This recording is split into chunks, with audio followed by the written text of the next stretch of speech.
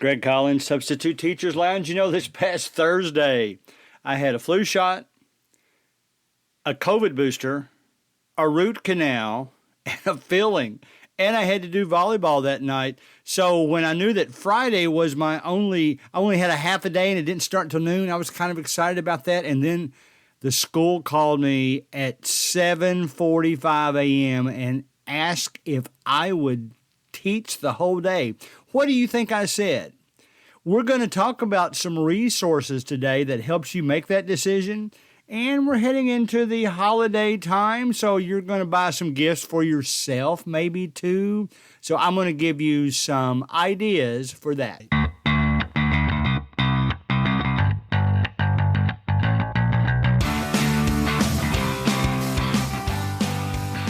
Now, my podcast title this week kind of has a double entendre. I've always been wanting to work those words into it. It has two meanings. Okay, one I'm going to get real quick out of the way and get out of here. I'm just going to say if you're one of those that doesn't show up to your substitute teacher assignment at the last minute or otherwise at 8 a.m., you're hurting yourself. You're going to be behind before the day starts.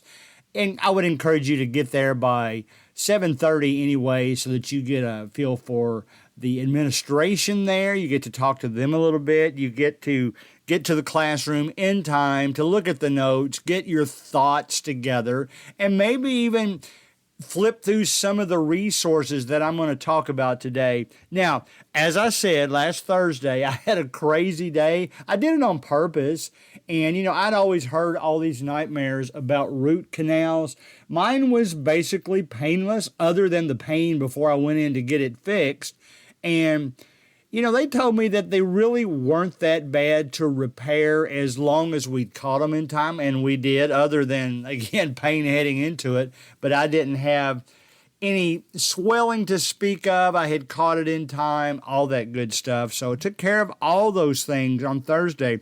So then Friday, I had, kind of perfectly accepted just a half a day of substitute teaching. I was going to start, I think it was 11:30 was my scheduled start time. So I'm chilling out, haven't cleaned up. I actually thought, well, I can chew better now because of the repair. I'm going to fix myself a nice breakfast. I had a couple of things that I definitely wanted to get done before I went into the school. And I knew I had another volleyball evening that night. So I was kind of glad I had that half day off. Well, they called right at 7:45. Now, that puts me in a weird situation because I don't like just to throw on the quickest thing I can and run to the school. I'm a little bit too type A for that. I like to have things planned out. So I actually turned them down. When I got there later at noon, I told them about my day before and kind of, begged. I even told them, they're one of the schools that had it not been them, I might have even canceled my 11:30 section of the day because just kind of chill out after the day I'd had before. They were very understanding.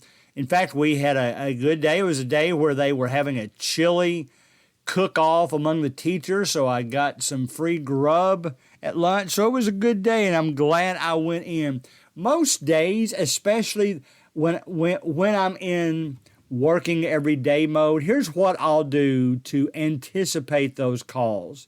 Or even, maybe it's not even a 7:45 call. Maybe the absence just pops up at 7:45. Well, obviously, the only way you're going to be prepared for that from a, I don't want to say cleanliness standpoint, but that's what it amounts to for me is get into your routine where you get up, clean up, dress if you want to, or at least have school-worthy clothing set out so that you can dress quickly if you find a substitute job that you didn't already have, and then you're good to go.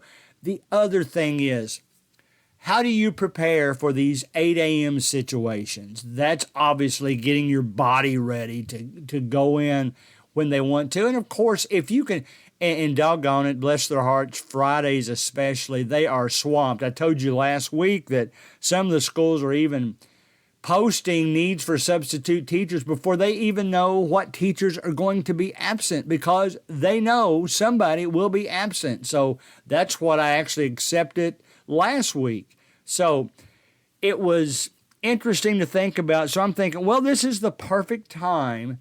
How to get your mindset to go in and substitute teach at the last minute. Has some resources ready that you look at occasionally. Now, a lot of you are book people. And when I say book, I mean non-Kindle things that you hold in your hand. You have to be one of those readers that has a book in your hand. I'm going to try to talk you out of that, by the way, partially. Every book I read, I'm more of a non-fiction reader. There's some fiction. Strangely enough, I like Stephen King in the fiction area, but there's some nonfiction books that I really enjoy, and that's where I concentrate on. And I just don't like carrying around books because I'm a weird reader. I read maybe 20 books a year.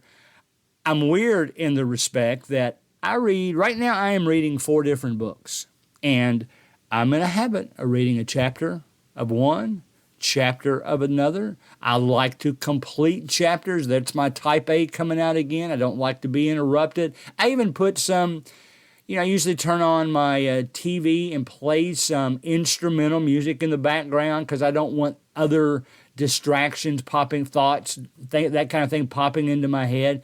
I read that way. I'm not going to try to talk you out of reading your favorite Nicholas Sparks book without holding a book. What I am going to try to talk you into, at least download the Kindle app. You don't have to buy a Kindle. I don't have a Kindle. I downloaded the Kindle app. Every book that I purchase, I read on there because I can throw my phone in my pocket. You can use the font on the Kindle app. You can make it as big or as small as you want to, so you can even overcome the need for reading glasses if you care to do that.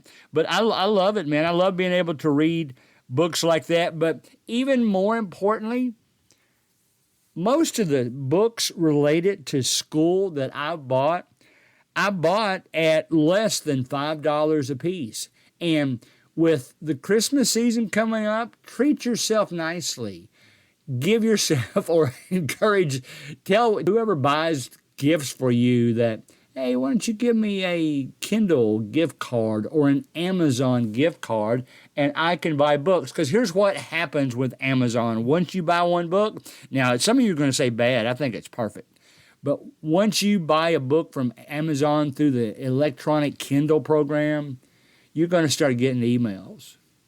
But guess what? Their algorithm set up is to be not just books, not just promotions that are going to waste your time, but they're actually going to be good suggestions based on what you've bought before.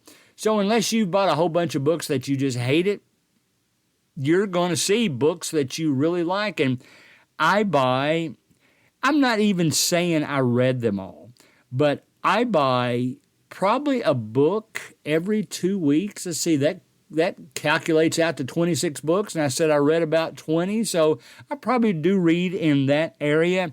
But most of the time now, it's either I like sports-related books, I like books about interesting part of history. Forgive me, history teachers, but the part of history that really holds my interest, like Kennedy and other things that were going on. I just bought a book. I tend to read most of the series that comes out under Bob. Is it O'Reilly? I've already forgotten his name. That's pretty bad, isn't it?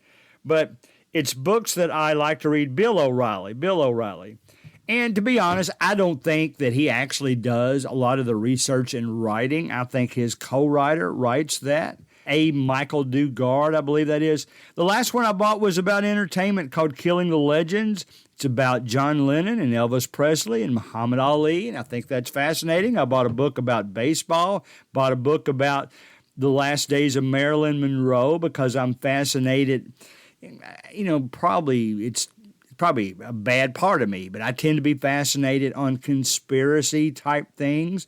Bought another book about baseball players that played during the war, both the men and the women. But I want to mention to you today, here's some books that will probably show up in your Amazon feed if you get this Kindle email started, that's going to be good resources for you to just have in your phone for when you get that 8 o'clock call, or just when you get maybe a subject that you're not used to teaching. I told you my favorite thing to teach is math, and through 6th and 7th grade and 8th grade, I can kind of hold my own because I've taught those recently enough. When I get to high school, it's generally the same things that I was taught in high school that I was good at. But, math, you have to stay brushed up on, so to speak, or maybe it had to be part of your job. I have to go back and refresh myself. So I'm going to mention some of the books in the series I would recommend that you buy. Have these in your back pocket, and you will always be able to read up on what you need to know for your substitute teaching job that day, whether you got that job at 8 o'clock in the morning or whether you got it the night before. One of the most recent ones that I bought for $1.99 that's fascinating, it's overwhelming, but it's fascinating. It's called How the Brain Works. The facts verbally explained, but there's lots of pictures in there. If you're going to end up in high school and teaching health classes, I was in 6th grade. This week, a lot of the pictures hanging on the wall in the health room were these kind of pictures, but it explains it so simply. So I really like those books.